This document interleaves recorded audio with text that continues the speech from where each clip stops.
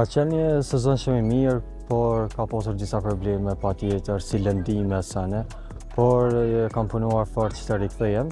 Ka qenë një sezon i mirë, po ashtu edhe me klubin jemi afër objektivit që të shkojmë në Evropë dhe shpresoj që në ndeshjen e fundit të sigurohemi dhe ta fitojmë ndeshjen.